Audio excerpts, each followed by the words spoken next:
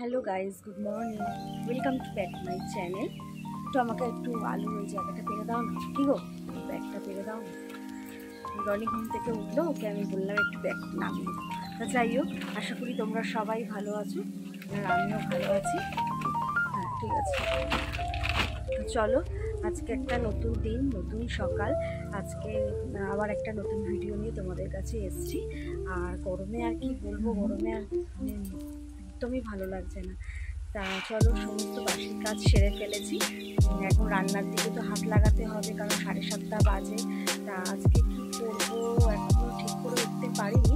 ভাতটা মোটামুটি করে রেখেছি, মোটামুটি মানে কি বলতো, আগের এই দিনের একটু ভাত ছিল, খুব ভালো ভাত, ওটাকে একটু উপর করেছি। আর যদি লাগে একটু করে নেবো সকালবেলা। আজকে টিফিন করবো হচ্ছে চাউমিন, আর একটু পটল আনা আছে। ভাবছি যে আজকে একটু পটল দিয়ে, সয়াবিন দিয়ে, আলু দিয়ে একটু মাখা মাখা করে একটা তরকারি করি। এই হচ্ছে আজকে। চলো, রান্না বসিয়ে দিয়েছি। এই যে সয়াবিন দিয়ে বললাম, আলু দিয়ে, পটল দিয়ে একটা ঝোল করব। আর কিছু ভালো লাগছে না গরমে গো, শরীরটাও খুব একটা জুত লাগছে না আজকে। আর এই যে চাউমিন হয়ে গেছে, ছেলেকে দিয়ে দিয়েছি চাউমিন। আমি রান্নাটা সারি, রনি একটু দোকানে গেছে, আসুক। গরমে কিচ্ছু ভালো লাগছে না, হঠাৎ করে আবার শরীরটা খারাপ লাগছে, এতটা গরম। কোনো রকমে রান্নাটা সেরে একটু পাখার হাওয়ায় যাবো, আর ভালো লাগছে না। তো যাই হোক, রনি আসুক, এইটুকু নর্মাল একটু রান্না করব, বেশি কিচ্ছু করব না, ভালো লাগছে না একদম। সকালে সেরকম কাজকর্ম তোমাদের সাথে কিছু শেয়ার করতে পারিনি, কারণ শরীরটা খুব একটা খারাপ, ভালো লাগছিল না গরমের মধ্যে। ওই চাউমিন করেছি টিফিনে, আর করেছি হচ্ছে ওই সয়াবিন আলু পটল দিয়ে ঝোলেই করেছি। আর এসেই শুয়ে পড়েছিলাম। তা শুলে কি হবে, ফোনের সমস্ত কাজ করলাম, ভিডিওগুলো সব এডিট করে এবার আপলোডে বসিয়ে দিয়েছি। তা এবার একটু ভাবছি কিনা যে একটু বাজারে যাই। রনি বলেছে রোদে তুমি বাজারে যেও না, শরীরটা ভালো লাগছে না। যখন দেখি না একটু বাজারে যাই, রনিকে বললাম জানো তো বেলায় রান্না করতে খুব কষ্ট হয়, কালকে রবিবার। তা বললাম যে আমি বাজারটা করে আনি, সকাল সকাল বরঞ্চ রান্নাটা সেরে ফেলবো, ভালো লাগছে না। তাই যাই হোক, বিশাল রোদ বাইরে, রোদটা দেখেও তো আমার ভয় লাগছে। তো যাই, ছাতা নিয়ে যাব কি আবার ছাতা ফেলে চলে আসবো, এই তো একটা সমস্যা। চলো, সমস্ত বাসন টাসন পড়ে আছে, কিচ্ছু হয়নি, হচ্ছে রোদ থেকে আসি ঘুরে, তারপরে সব কাজ করব। বেরিয়ে পড়েছি, প্রচণ্ড রোদ, মানে একদম কখন বাজারে পৌঁছাবো। বেশি কিছু নেব না, অল্পর মধ্যে দিয়েই সারবো, নিয়ে আগে ঢুকবো। প্রচণ্ড রোদ, এটা জল নিলে মনে হচ্ছে ভালো হতো, বেরিয়েই গলাটা কেমন শুকিয়ে শুকিয়ে গেল।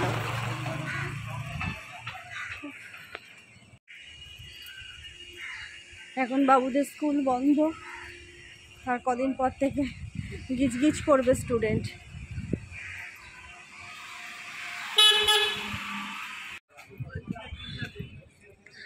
বাজারে প্রায় এসেই গেছি, বাজার পুরো ফাঁকা, বাজার একদমই ফাঁকা। 500 মতো লাগবে, হবে লেক থেকে। চিকেনের দোকানে চলে এসেছি, একটু চিকেন নিয়ে নেবো। চিকেন হয়ে গেছে, এবার একটু বাজারের ভেতর ঢুকবো, যাই দেখি। এত গরম না, জন্য আস্তে আস্তে বেলা এমন কিছু 12:30টাও বাজিনি, বেলা বাজার পুরো ফাঁকা হয়ে যাচ্ছে।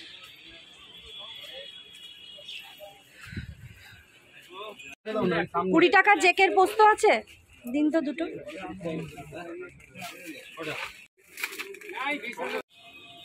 বাজার মোটামুটি হয়ে গেছে, অল্পর মধ্যে দিয়েই সেরেছি, বেশি কিছু আর নিইনি, কারণ এত গরম বাইরে বেশিক্ষণ থাকাও যাচ্ছে না।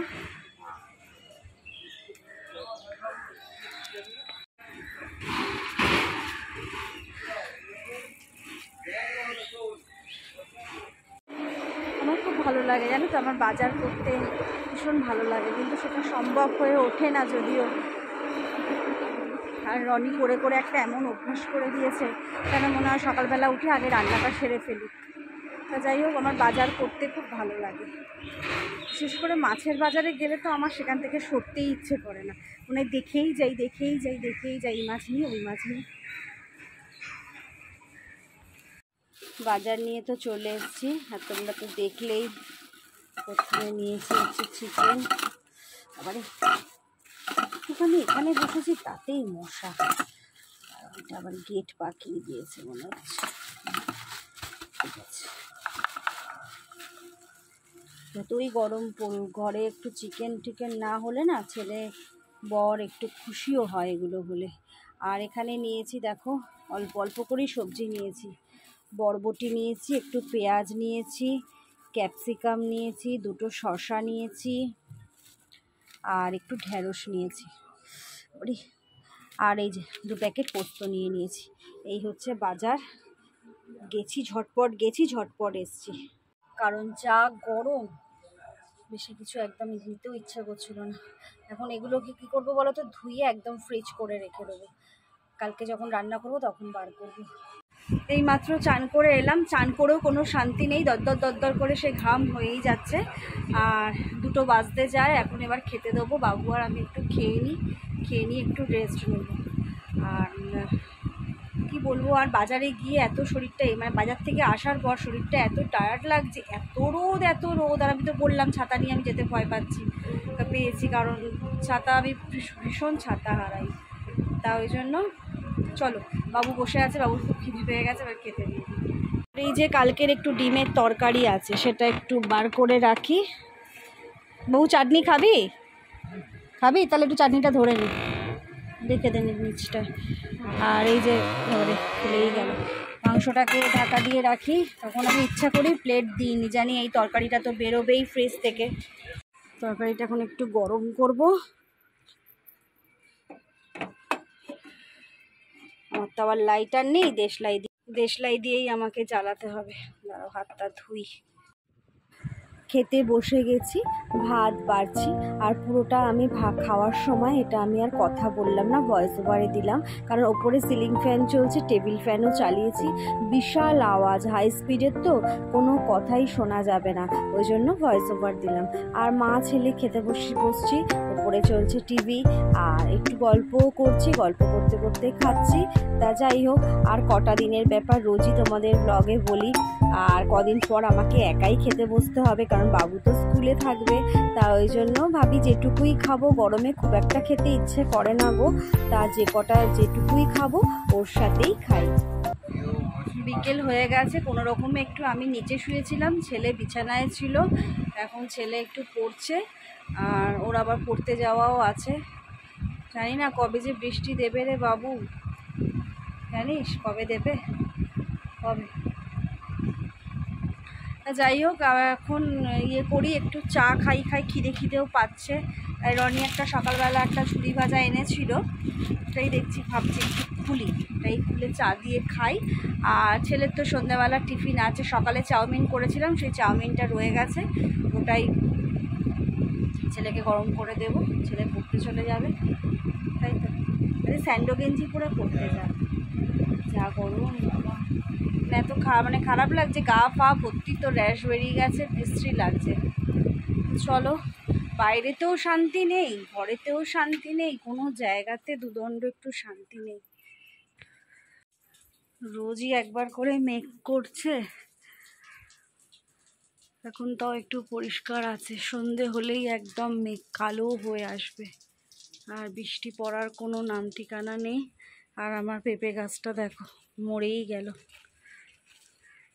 মাটির জন্য এতটা একদম এক বালতি মাটি, তাতেও দেখছি কোনো কাজ হলো না, পেঁপে গাছটা পুরো মরে গেল। পেঁপে গাছের একটা খুব শখ ছিল, কিন্তু লাভ হলো না। পাশ থেকে একটা উচ্ছে গাছও বেরিয়েছে, হবে কিনা জানি না। আর সব গাছগুলোই কেমন যেন ইনভ্যালিড গাছ।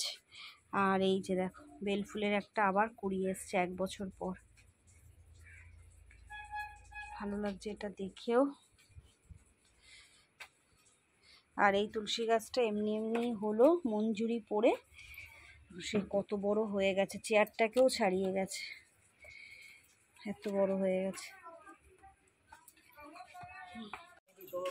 বাবুকে নিয়ে পড়াতে বেরিয়ে গেছি, আমাকে দেখে মনে হচ্ছে একদম বাজে লাগছে দেখতে, একদম ঘেমে একদম মুখটা কেমন তেলতেলে লাগছে, যতই মুখে জল দিই তাও যেন ঘেমে মুখটা তেলতেলে হয়ে যাচ্ছে। বলো পাটা ঘষাচ্ছিস কেন?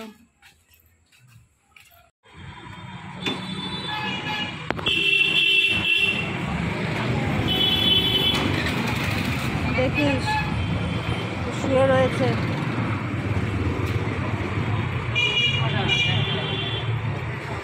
বাবু একাই চলে যাবে পড়তে, আমি আর যাব না, কিন্তু আমি একটু 1 প্যাকেট নিয়ে নেবো, 1 প্যাকেট বিরিয়ানি নেব, বাবা একটু খাবে বলেছে।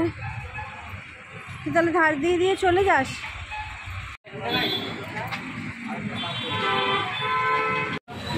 দাঁড়িয়ে আছি, দিচ্ছে বললো।